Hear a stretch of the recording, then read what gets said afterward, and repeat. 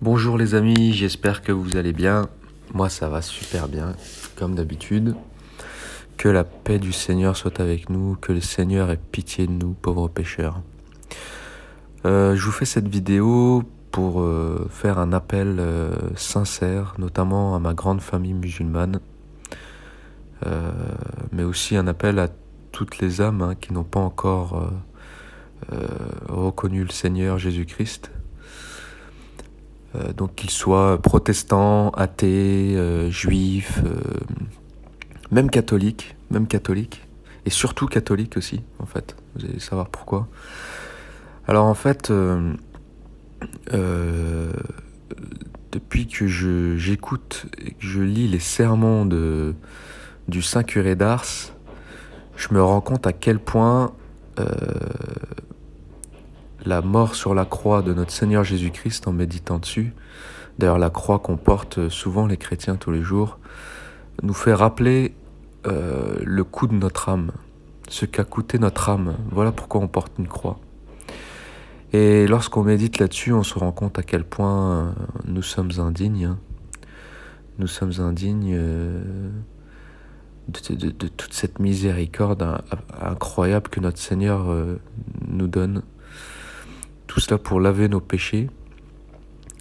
Et il est aisé donc de comprendre à quel point le péché offense le Seigneur, à quel point nos péchés sont un supplice sur la croix. Chaque péché que l'on fait est un supplice de plus sur la croix de notre Seigneur Jésus-Christ. Et j'ai peur pour nous, notamment les catholiques, car on se rend pas compte souvent de la grâce immense que le Seigneur nous donne en embrassant la religion catholique, en utilisant les sacrements, donc toutes les grâces que le Seigneur nous donne pour obtenir le salut, nous laver du péché, nous maintenir en état de grâce pour pouvoir voir le Seigneur à notre mort. On s'en rend pas compte parce que je pense que en une poignée de catholiques reçoivent plus de grâce du Seigneur que peut-être toute une nation musulmane ou qui ne connaissent pas du tout le Seigneur Jésus-Christ. Et donc c'est pour ça qu'il est facile de comprendre que à l'heure de notre mort, eh bien, là, nous allons trouver notre Seigneur en pleine gloire et l'heure du jugement arrivera. Et face à cette gloire, on sera face en fait à notre misère en fait, à notre misère finalement, parce que et c'est là que je me dis qu'il faut faire très attention aux discours bisounours qui nous disent oui, le Seigneur est miséricorde, il nous pardonne, etc. Oui, oui, oui, il est d'une infinie miséricorde, et c'est bien pour ça qu'il faut faire attention. Parce que qu'avons-nous fait de cette miséricorde? Moi, je me dis que, bon, ça me torture un peu, je vous le cache pas. Alors, je vais pas rentrer dans du masochisme ou perdre l'espérance, ce qui sera encore plus grave. Mais ça me torture quand même parce que je me dis qu'il faut surtout pas mourir en état de péché. Surtout pas mourir en état de péché mortel. Car la justice infinie du bon Dieu nous enverra directement en enfer. Et nous voudrons même l'enfer, parce que nous sentirons indignes face à notre Seigneur Jésus-Christ. Et il est facile de l'imaginer, en fait. Imaginez quelqu'un qui vous a tout donné, toute sa vie, qui s'est sacrifié pour vous, qui est mort pour vous, afin que vous puissiez être lavé de votre péché, de vos péchés.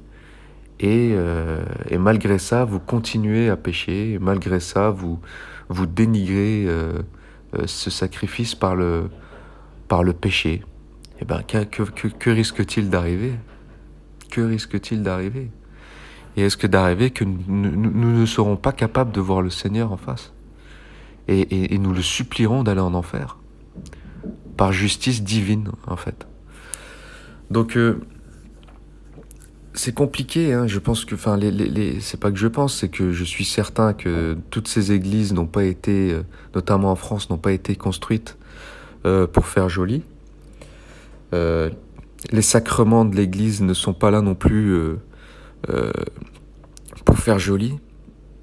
Le Seigneur nous a tout donné à travers les sacrements pour faire notre salut, pour nous aider à faire notre salut. C'est une grâce incroyable, le sacrement de pénitence, l'extrême onction, l'Eucharistie bien sûr. Mais sachant ça et sachant que tous ces sacrements ne sont pas là pour rien, on devrait y aller en rampant en fait. Obtenir ces sacrements, en rampant. Tellement c'est une grâce infinie, c'est une grâce de dingue.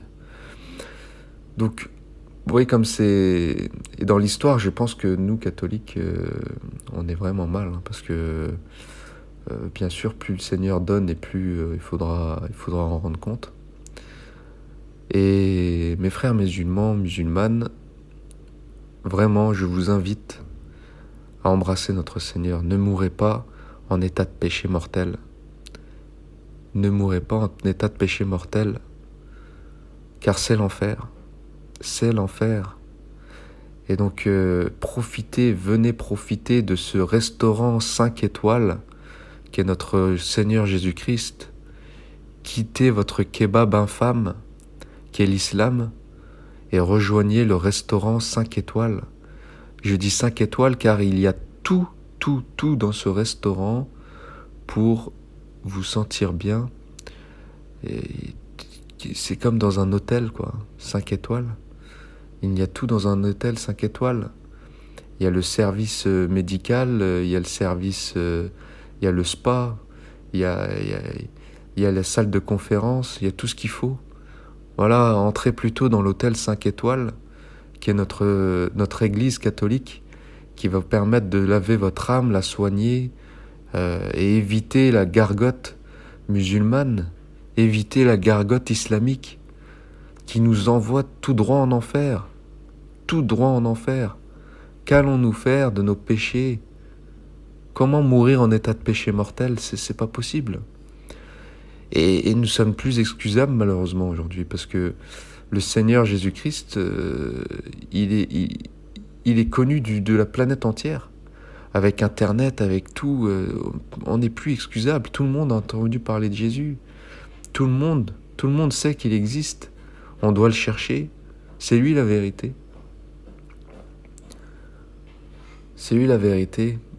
Ayons pitié de notre âme. Ayons pitié de notre âme, car on ne sait pas ce qui nous attend. Ayons pitié de nous et allons savourer les délices des sacrements de l'Église catholique.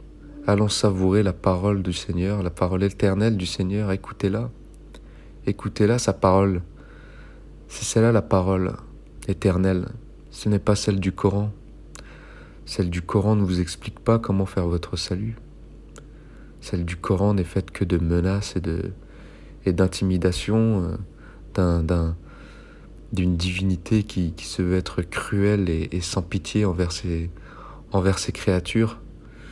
Eh bien non, notre Seigneur nous aime infiniment. Il nous aime, il veut notre salut plus que nous-mêmes. Et c'est bien pour ça qu'il faut profiter sur terre, pendant qu'on est vivant, de reconnaître cette miséricorde et d'en être digne, afin de retrouver notre Seigneur en état de grâce, j'espère. D'ailleurs, si vous pouvez prier pour moi, pour ça, que je puisse mourir, avoir une bonne mort et mourir en état de grâce afin de pouvoir, je l'espère, aller au paradis, non pas en enfer. Voilà, tous les saints l'ont répété, l'ont hurlé des milliers de fois, que bien sûr l'enfer existe, il y a des commandements divins, donc l'enfer existe. Ce n'est pas à prendre à la légère. Le Saint des Saints, notre Seigneur, veut des saints avec lui et malheureusement, je pense il ne laissera pas, par justice divine, des pécheurs dans son royaume, des pécheurs mortellement pécheurs. Et le problème, c'est que l'islam pousse au péché mortel, ne vous donne aucune sécurité, ne vous donne aucune manière de faire pénitence, aucune manière d'avoir une vraie pénitence valide par le Seigneur Jésus-Christ à travers son instrument qu'est l'Église catholique. Voilà, mes amis juifs, c'est pareil. Qu'allez-vous dire à notre Seigneur Jésus-Christ? Qu'allez-vous lui dire? Je vois dans vos messages. Vous lui direz quoi? Vous lui direz que c'était un fou, un juif fou qui a dit n'importe quoi, qui était complètement taré, c'est ça? Et le problème, c'est que, vu les paroles de notre Seigneur Jésus-Christ, qui sont, lorsqu'on lit l'Évangile, on dirait qu'il les a dites hier, tellement elles sont d'actualité, eh bien, il était tout sauf fou. Il était tout sauf fou. Il était d'une infinie sagesse. L'a-t-il fait pour la gloire? Même pas. L'a-t-il fait pour les honneurs et l'argent? Pas du tout. Il a vécu en SDF. Voilà. A-t-il menti? Jamais. Jamais. Si lui a menti, personne n'est digne de confiance. Voilà. Notre Seigneur Jésus-Christ est la vérité et comme il est sans péché et pur, il n'a jamais menti. Donc il faut croire en sa parole. Il dit qu'il est lui-même la vérité, qu'il est le chemin et la vie. Voilà. Comment peut-on remettre ça en question? Voilà. Prions afin que le Seigneur ait pitié de nous. Prions pour que le Seigneur nous aide à comprendre à quel point il est urgent de sauver notre âme, de faire pénitence.